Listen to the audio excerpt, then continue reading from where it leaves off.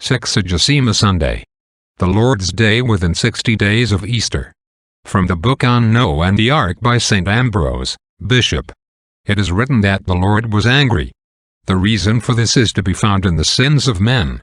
Although it was in the thought of God, that is, he understood that man, placed in an earthly abode, weighed down by the burden of his flesh, could not be without sin, for is not earth a place of temptation and flesh an allurement to corruption? Yet man, with a mind capable of reason and power of will over his body, fell without a struggle into sin, from which he was unwilling to return.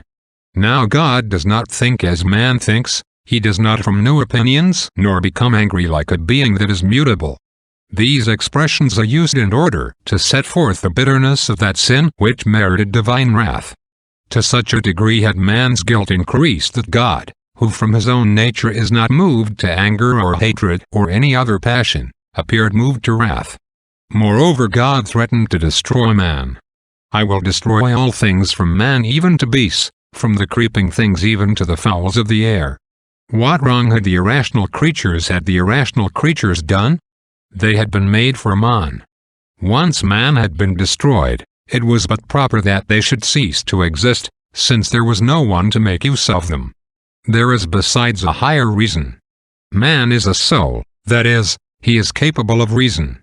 For man is defined as a rational animal, living yet subject to death. When therefore the highest in man is destroyed, all his senses are destroyed as well, because when righteousness, the basis of salvation, ceases to be, there remains nothing that can contribute to man's salvation. To condemn the rest of men more openly, to manifest the divine mercy more clearly, we read that no found grace before God. At the same time we are shown that the sins of others do not cast their shadow on the just man, when Noah himself is preserved to be the ancestor for the whole human race. He is praised not for the nobility of his lineage, but for his justice and perfection. The offspring of a just man are the seed of virtue, for even as men descend from other men, so virtues are the offspring of souls. Human families may be made illustrious by splendid lineage, but the glory of souls is the eminence of their virtue. Amen. The reading of the Holy Gospel according to St. Luke. At that time, when a very great crowd was gathering together and men from every town were resorting to him, he said in a parable, "The sower went out to sow his seed," and so forth. Homily of St. Gregory, Pope. The reading, dearly beloved, which you have heard, taken as usual from the Holy Gospel, needs application rather than explanation. What truth himself has expounded, human frailty should not attempt to improve. But in this explanation of the Lord, there is something that we ought to note carefully.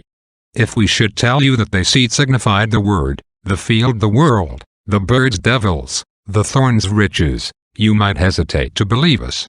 The Lord himself, therefore, has deigned to explain his meaning, in order that you may learn how to find the significance in those others he has not explained.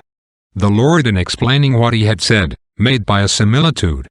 It is as though he would give confidence to our limited vision, when we would reveal to you the figures of his speech. Would you ever believe me if I should attempt to interpret thorns as riches? Thorns annoy, riches delight. Yet in truth riches are thorns, and by pricking bring torture to the mind of their possessor. When they lead to sin, they stain as though they had inflicted a bloody wound. In this passage, as we learn from another evangelist, the Lord speaks not of riches as riches, but rather of the vanity of riches. Riches are vain, for they stay with us only a little while. Riches are vain, for they cannot relieve the poverty of our souls. True riches are those which make us rich in virtue. Should you, beloved brethren, wish to be rich, desire true riches. If you seek the very pinnacle of true honor, strive for the kingdom of heaven. If you long for high rank, hasten to be enrolled in the glorious court of the angels. Keep in your heart the words of the Lord which you hear, for the word of the Lord is food for the soul. The word of the Lord heard but not remembered is like food taken by a sick stomach and regurgitated. If a man cannot retain nourishment, then is his like right despaired. Amen.